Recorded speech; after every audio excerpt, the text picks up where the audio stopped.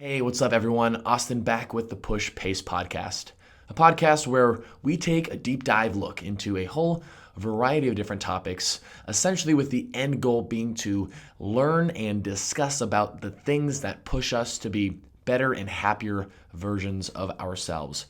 And today we're going to take a look into a nutrition talk, and we're going to talk about macros, macronutrients, and sort of busting some nutrition myths along the way.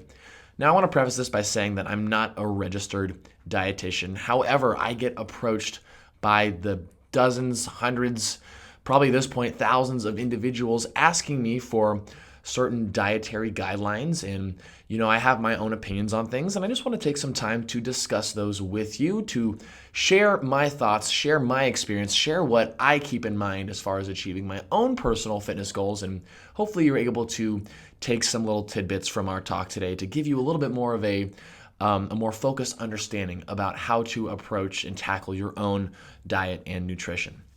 So, macros. Aren't they all the craze these days? Everyone's talking about macros. Well, what are macros? When we talk about macros, we're talking about breaking down food that we eat, food and drink, and breaking those down into the main sort of three macronutrients that make up our food, and that being carbohydrates, protein, and fat. And essentially those three macronutrients, macros, compose all of the different foods that we eat in one form or another. And a very common tactic for approaching dietary changes to your lifestyle is sort of setting you up with a specific macronutrient ratio, essentially trying to eat a certain percentage of your calories from fats, a certain percentage from carbohydrate, a certain percentage from protein, all sort of based off of what your individual fitness goals are.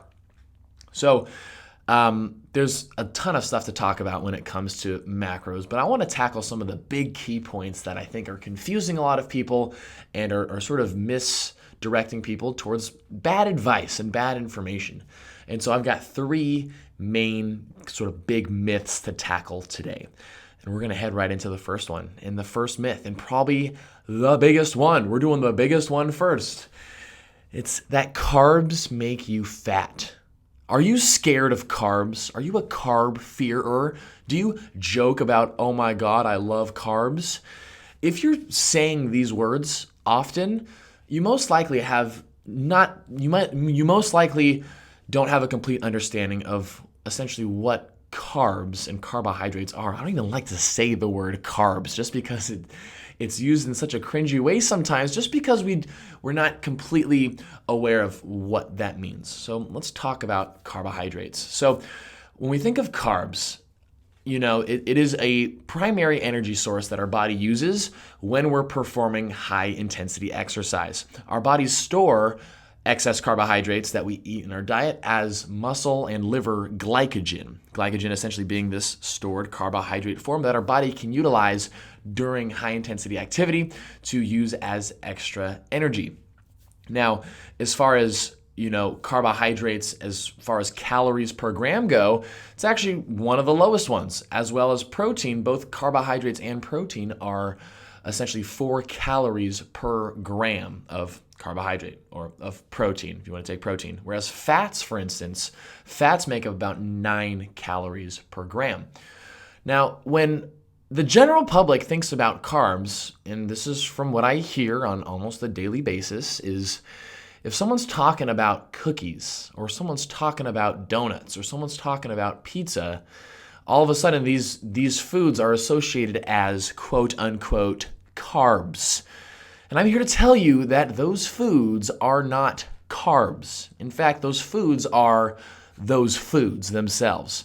This is going to branch into sort of the big main concept around macronutrients, is that we need to stop breaking down foods which have so many different nutrients to them other than macronutrients, and stop breaking them down as either calling them a carb or a protein or a fat.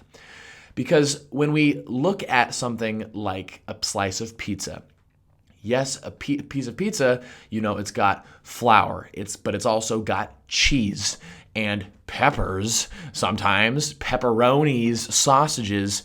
When you actually look at the calorie breakdown of a slice of pizza, you'd be surprised to know that a majority of the calories actually come from fat calories and not carbohydrate calories. And yet we still consider pizza as a carb itself. But if it has some vegetables on there, well, you're getting a little bit of vitamins from some vegetables. I'm not saying peppers on pizza is a good thing for you. It's just going to show that there are a whole bunch of different things involved when it comes to a piece of pizza. But let's take something simpler. Let's take a banana or an orange or just a simple piece of fruit like an apple. A lot of people that are very super hardcore macro people might consider a banana as, that is just a carb. Blah. Well, it's not just a carb. You see, when food comes packaged in its most natural form, such as a banana, which is a whole plant food, not only are you getting sort of the carbohydrate content of the fruit itself, but attached to that is fiber. And that's what happens when we consume these fruits and other sort of plant-based carbohydrates in their whole natural form, is that they're attached to fiber, which actually helps to slow digestion. And so we don't get the same exact sort of sugar spike that we would get if we were eating things like gummy bears. You might have heard of sort of the insulin response. When we eat a high amount of sugar in one take, our insulin spikes up and then it goes back down, and that can lower our blood sugar, make us feel tired, etc. When carbohydrates are attached to fiber, as they are in bananas, apples, potatoes, yes, I'm telling you, even potatoes are not bad for you. It is creating the whole package of the food itself. Not only that, but in the skin, deep within, things that we can't even comprehend, the phytonutrients and phytochemicals in these whole foods are doing a whole ton of goodies, things like antioxidants and such, are doing a whole array of good things for our bodies that we just cannot compute as simply just writing it off as a carb. Because, again, treating a candy bar, or not a candy bar, because again, that's a lot of fat calories, treating like a handful of gummy bears, the same amount of calories of gummy bears to the same amount of calories as a banana, that equal amounts. Yes, you're getting the same amount of sugar or carbs, but which one's actually healthy for you? The banana, for the fiber, for the phytonutrients that are attached to it, for the whole unprocessed nature that is the plant food. So it's time to start understanding that food, you get the whole package when it comes to food. And with pizza, you're getting a huge dose of opiate-infused, cheese. So really high condensed dairy, which is meant for a baby cow. You're getting classified by the most prestigious nutrition organizations, processed meat in the form of pepperonis, which, are a known cause of a known increasing risk to colon cancer, colorectal cancers. You're getting all of that with your pizza, and so you can't just write that off as carbs, even though most of the calories are from fat calories. So it's important to understand that while carbs and fat and protein, they have different calories per gram to them, we are getting the full package when it comes to our food choices. And so the next time you pick up a donut or a cookie, instead of thinking of it as just carbs by itself, understand that there's quite a bit of fat in there, and fat having more calories per gram superly highly spikes up the calorie content, and the processed nature of those sorts of foods aren't providing you with any sort of fiber or any sort of phytonutrients that are actually good for your body. So it's just taking a moment to look at foods for everything that you get for it and not just breaking it down to a macro. Now, when it comes to the second point that I want to bring up is that you don't have to count macros.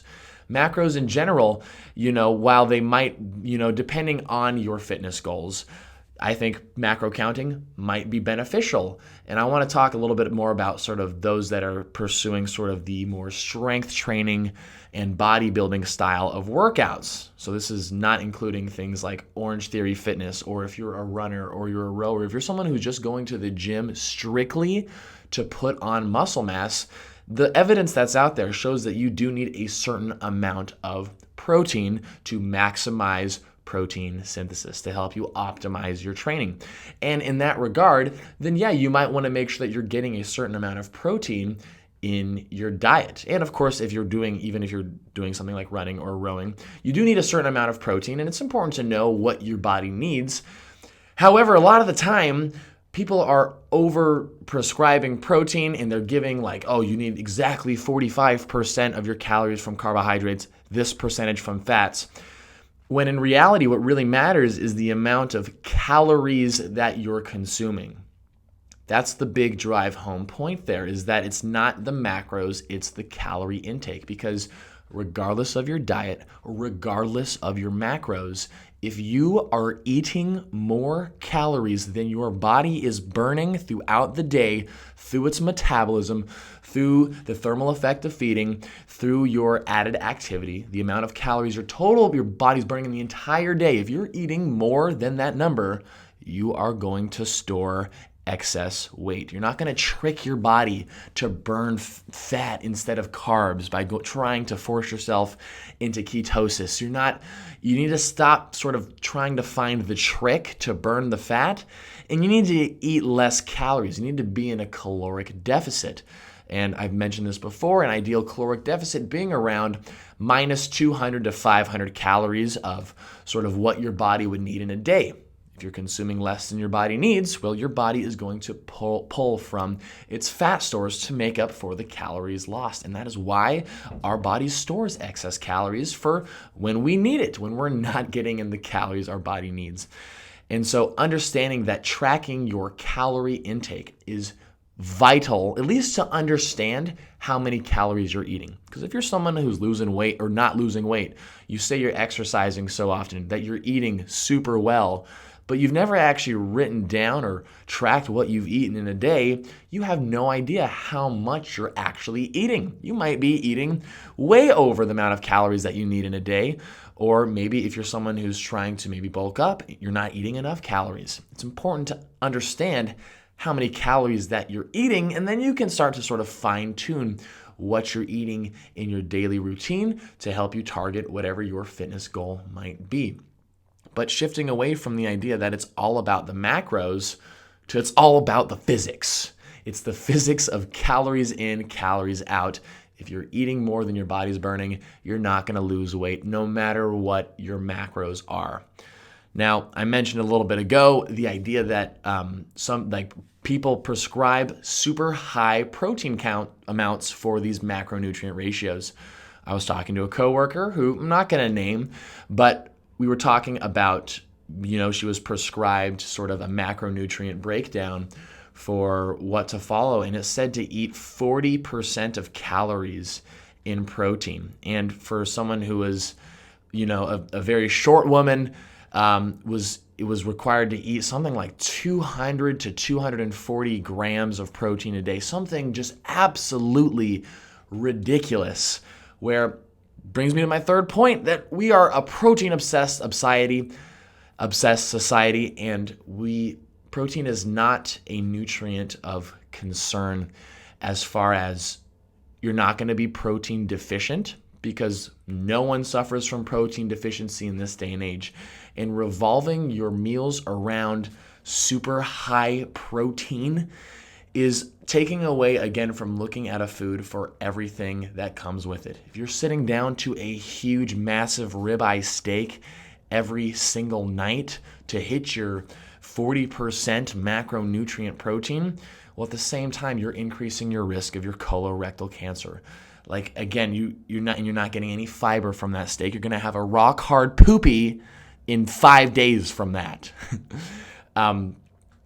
We're obsessed with protein. We're obsessed with it. We've never been protein deficient, yet we're always concerned of getting in enough. Are we going to run out?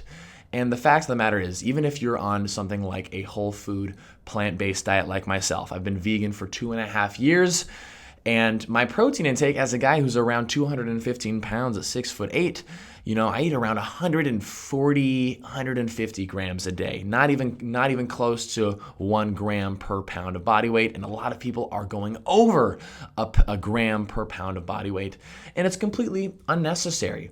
The research that's out there, if you're trying to maximize muscle growth, for instance, in a strict like bodybuilding strength type of setting, 0.7 to 0.8 grams per pound of body weight is sort of the upper limit. Once you get past that, you're not really seeing an increase in protein synthesis and muscle growth, etc.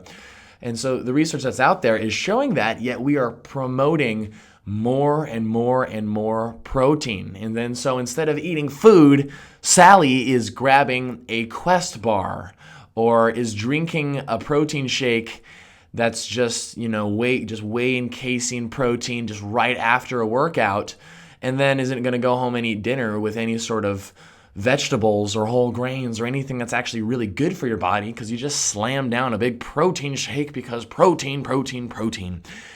We're over obsessed with protein, and I recommend a great book called Proteinaholic. It's on audiobook. It's narrated and written by Dr. Garth Davis. It is an incredible book to really shed light into why we've become so protein obsessed and why it is completely unnecessary. So these were just a few different ideas that came to mind for a macronutrient talk. Macros are not the end-all be-all, folks. They aren't. Me, I don't count my macros. I do make sure I'm getting a certain amount of protein for my own sort of fitness goals, but I'm not worried if my diet is 55% carbohydrate and 22.5% fat. Making sure that you are keeping track of your total calories based off of your fitness goal. If you're trying to bulk up, you're going to need a little bit more calories. If you're doing a lot of weight training, for instance, if you're trying to slim down, you need to lose weight, you need to be eating less calories than your body's burning in a day. So I would say instead of shifting your focus so much on macros and getting overwhelmed and then just saying, screw it, I'm going to eat whatever I want, track your food for a couple days if you haven't already. Visit Cronometer.com or MyFitnessPal as great resources to help you start logging your food to get a better understanding of what you eat in a day. You don't have to log your food every day that you eat, because a lot of us are creatures of habit. We eat sort of the same things every day. But you need to get a good idea of what you're eating if you're looking to really take control of your diet and move it towards whatever your fitness goals might be. But we don't need to overcomplicate things, and I think macros really can overcomplicate how you approach your diet and nutrition, and can give you some bad ideas and associations with certain foods. Potatoes are healthy for you. The more potatoes you eat, the slimmer you'll be. It's when you deep fry them in oil that they get all bad. I wanted to say that. I forgot to say that earlier, but I want to quickly bring that up, the whole potato thing. Why are you scared of potatoes? When a huge freaking massive baked potato on its own with maybe just a little bit of seasoning, some calorie-less seasoning, a huge potato is like, maybe 200, 250 calories or whatever it might be. It's going to fill you up so freaking much that if you added a bunch of butter and oil and sour cream and bacon bits to that, you didn't add that much actual extra food volume, but you just added a whole extra bunch of calories. Do you see what I'm saying? And that's what's going to put you over your calorie limit. So again, carbs are not the big deal. It's when we start adding fats to them and adding in excess calories, which aren't actually filling us up because of no fiber, no water, etc. I'm sorry, that was a bit of a tangent. But that's all I've got to say for this week's Push Pace podcast. I hope you enjoyed the macro talk, and I'm curious to hear what you guys think about talks like this. I would love to dive deep into more discussions like this, maybe bring up some research to talk about as well. That way we can sort of go on this journey together, help us get a better understanding of what we eat, why we eat, and how we can tailor our eating towards our fitness goals. So thank you guys so much for tuning in and listening. Please rate the podcast if you haven't already. Leave any constructive criticism you have. I just want to make this an amazing experience for you. So thanks so much for listening, and I will see you guys in the next Push Pace podcast.